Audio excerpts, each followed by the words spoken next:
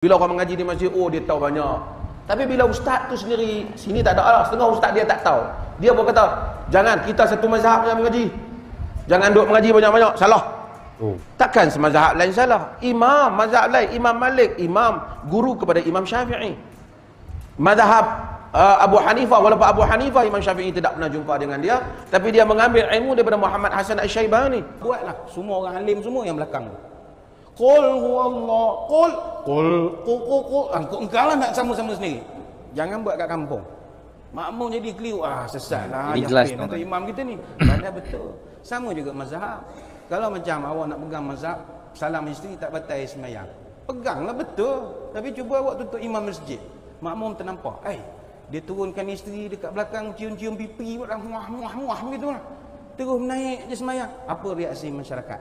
Orang tak faham. Assalamualaikum warahmatullahi wabarakatuh. Berjumpa lagi dengan saya Meriak TV. Oke, apa kabar hari ini? Mudah-mudahan kabar daripada Anda semuanya, semoga kabarnya baik-baik saja. Jom, di video kali ini kita mengaji lagi teman-teman ya. Mengaji kepada dua ustadz di Malaysia, ada Dr. Maza dan juga ada Ustadz Badlisah teman-teman ya. Ini berkaitan tentang mazhab. Dr. Maza mengatakan tidak harus kita berpegang teguh satu mazhab teman-teman ya. Kita harus berpegang teguh ke semua mazhab. Tidak hanya mazhab Syafi'i saja, Hambali, Hanafi, dan Maliki teman-teman ya. Tapi hal itu dibantah oleh Ustadz Badlisah. Kenapa harus konsisten dengan satu mazhab? Ternyata begini-begini alasannya. Ini sangat bagus sekali teman-teman ya. Dan kita sebagai orang awam harus belajar bersama-sama terkait masalah perkara ini. Oke, sebelum kita mendengar ceramah kali ini, mengaji kali ini seperti biasa, jom kita istiqomah terlebih dahulu, berselawat terlebih dahulu kepada Nabi Muhammad SAW. Allahumma shalli ala Muhammad wa ala ali Muhammad. Mudah-mudahan beliau kelak senantiasa memberikan pertolongannya kepada kita semua, senantiasa memberikan syafaatnya juga kepada kita di yaumil qiyamah nantinya. Oke, seperti apa videonya? Jom kita simak bersama-sama. Let's go. Masyarakat bukan keliru, tapi masyarakat dikelirukan. Sebab kita tak pergi mengaji secara terbuka. Bila main dalam masjid, tak boleh kita mengaji hak ni jangan. Maka kita tak terbuka, sedangkan dunia Islam ni terbuka. Kenapa kita pergi Mekah kita tengok? Kita suruh tengok berbagai-bagai orang, berbagai-bagai mazhab, amalan. Kita kena belajar.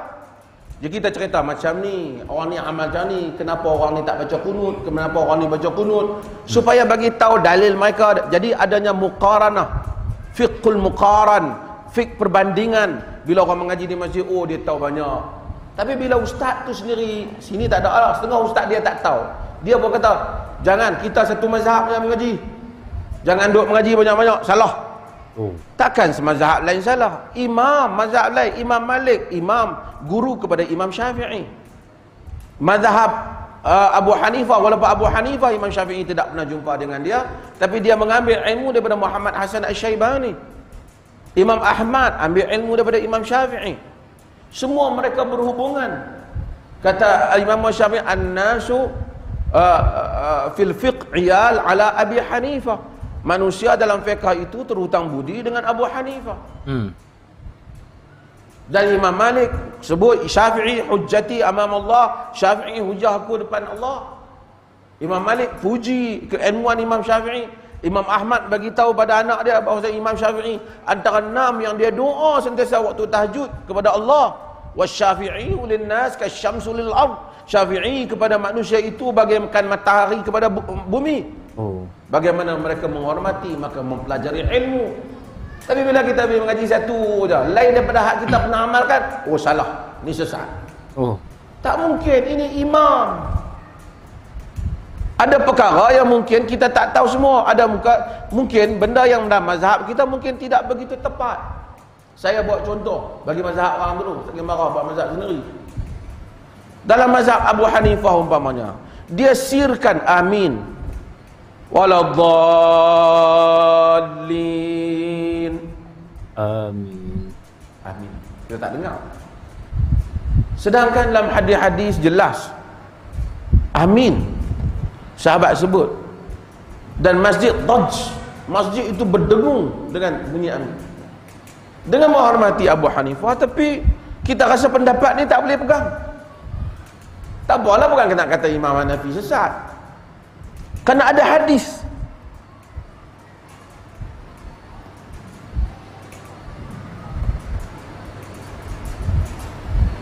Dalam mazhab Malik umpamanya, dia kata bismillah tak perlu. Alhamdulillah ya. Langsung. Tadi galakkan apa lawan semayang fardu. Kita kata pendapat ni dhaif. Walaupun dia bagi hujah-hujah dia. Kemudian dalam mazhab khilaf pula, sir ataupun jahar. Dalam kunut umpamanya, mazhab lain tidak kunut. Mazhab Syafi'i kunut umpamanya. Mazhab lain melihat ia sebagai dhaif. Kalau tuan-tuan pergi ke Perlis, bukan kerana dia Wahabi, tapi ia mazhab lain juga tidak kunut. Oh, tak kunut. Oh, sesat. Takkan mazhab Abu Hanifah. Bukan sesat. Oh, enggak kunut. Pasti dia Wahabi. Kan begitu, teman-teman ya. Kenapa diberi gelar Wahabi, sedangkan mazhab yang tidak mensunahkan baca kunut tidak disebut sebagai Wahabi? Nah, itu pertanyaannya, teman-teman. Silahkan komen ya. Nanti kita dengarkan daripada Ustadz Badlisah bagaimana pendapat beliau tentang berpegang teguh terhadap satu mazhab, teman-teman ya. Mazhab Hanafi, Hambali semua sesat. Ada orang Malaysia pi Masjidil Haram tak mau semayang di Masjidil Haram. Sebab tu imam tu makan wasabi. Bahaya itu. Dia kata tu imam Masjidil Haram tu tak mazhab Syafi'i. Allah. Sehingga begitu kita dijumutkan dengan pikiran keluasan agama ini. Kalau imam Masjidil Haram, Masjid Nabi pun sesat, tinggal apa lagi? Betul. Waktu tanya, yang dia fikir lain pada dia saja Wahabi. Sampai orang pun cakap Wahabi itu apa? Seorang tu tanya saya Wahabi apa, saya tak tahu, saya makanan Jepun tu. Washabi makanan Jepun. Sebab apa? Sebab tak mengaji fiqh muqaran, keluasan fiqh. Dia sama macam kaedah membaca ini Ustaz Badlis ya. Quran. Kenapakah kita di negeri Selangor pembacaan Quran kita mengikut cara bacaan Imam Asim? Imam Asim. Apa sebab? Dia qiraat ni dia ada 7. Dihimpun oleh Imam Asy-Syatibi dalam matan Syatibiyah. Ada bacaan Imam Nafi' bin Na'im Al-Madani, orang Madinah. Dia punya murid dan perawinya nama Qalun dan Warash. Ada cara bacaan Imam Ibn Kathir Al-Makki. Ini cara bacaan orang Mekah. Murid dan perawinya Al-Bazi dengan Qunbul. Ada cara bacaan Imam Abu Amru Al-A'la Al-Basri. Ini asal daripada Basrah di Iraq. Anak murid dan perawi yang terkenal Ad-Duri dengan As-Susi. Yang keempat, ada cara bacaan Imam Ibn Amir ataupun Abdullah bin Amir Al-Dimashqi. Siapa murid dan perawinya yang terkenal? Hisham dan Ibn Zakwan. Yang kelima, ada bacaan Imam Asim ataupun Abu Bakar Asim Al-Kufi. Murid dan perawinya nama Syu'bah dan Hafs. Yang keenam, ada bacaan Imam Hamzah bin Habib, orang Kufah. Anak murid dan juga perawinya bernama Khalaf dan Khalad. Yang ketujuh, ada cara bacaan Imam Al-Kisai ataupun Abu Hasan Ali Hamzah Al-Kisai. Anak murid dan perawinya nama Al-Haris dan juga Ad-Durri. Kita negeri Selangor pakai apa? Kita pakai qiraat Asim, riwayat Hafs, Tariq Syatibi. Why? Kenapa tolak yang 6? Kita tak tolak. Silibus. Adakah yang 6 tu salah? Tak. Kita tak kata salah. Tapi silibus kita riwayat Hafs, Tariq Syatibi, qiraat Asim. Sebab pada bacaan orang-orang di negeri Selangor, riwayat Hafs paling masyhur sebab sanad beliau berakhir dengan 5 sahabat yang pernah baca dengan Nabi. Hafs pernah baca berguru dengan Asim. Asim pernah talaki dengan Abdul Rahman As-Sulami.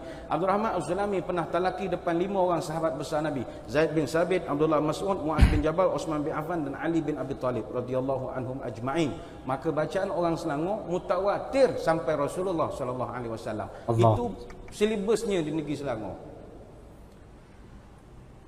Kalau orang lain nak bawa bacaan Nafi' bin Na'im, boleh atau tidak?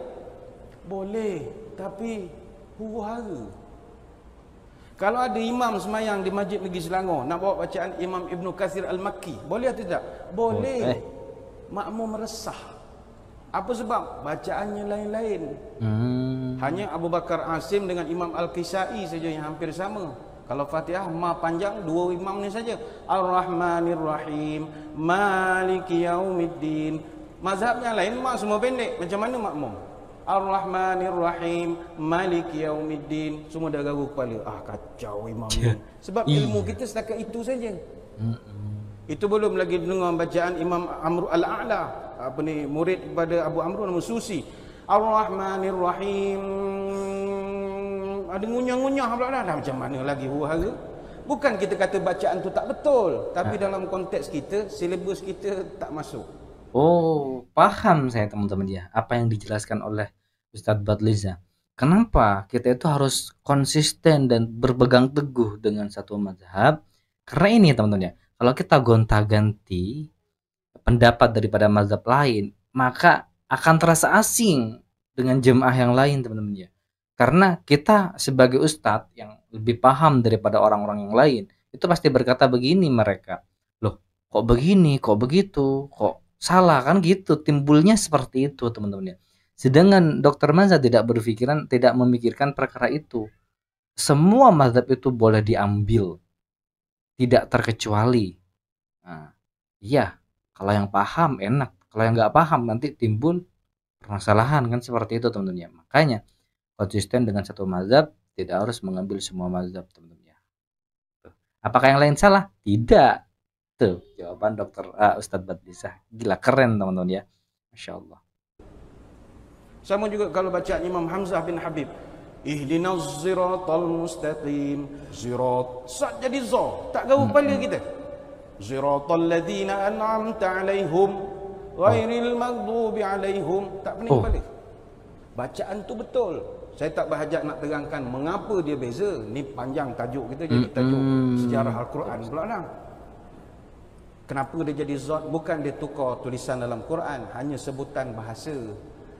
Dia macam Arab ni, dia macam lidah Melayu.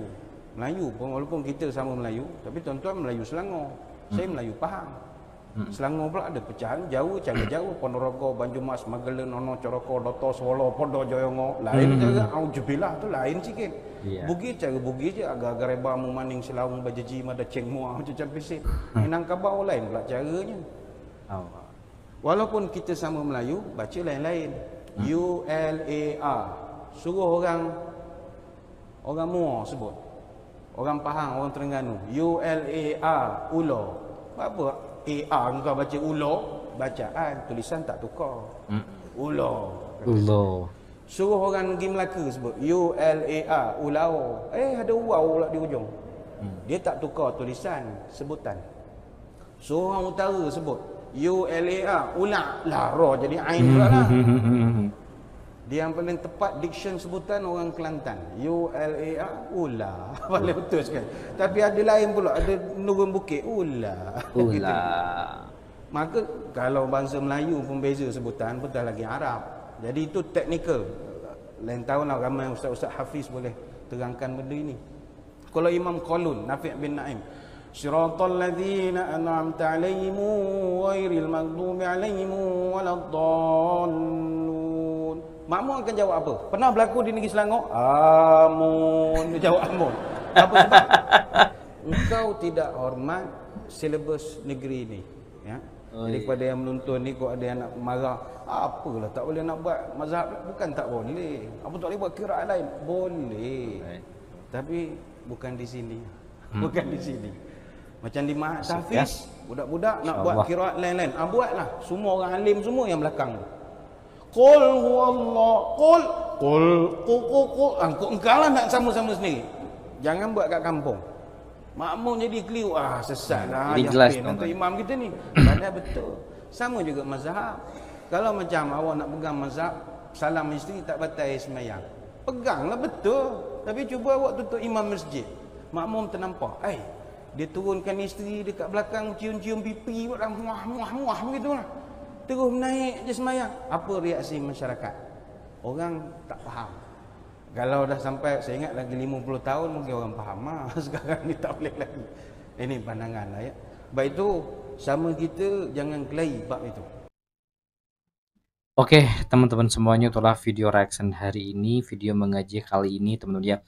Jelas berbeda jauh pendapat Dr. Maza dengan Ustadz Badliza terkait masalah konsisten dengan satu mazhab teman-teman ya. Ternyata alasannya agar tidak mengelirukan, agar tidak menjadi sebuah prasangka buruk di antara orang-orang awam, kampung, teman-teman ya.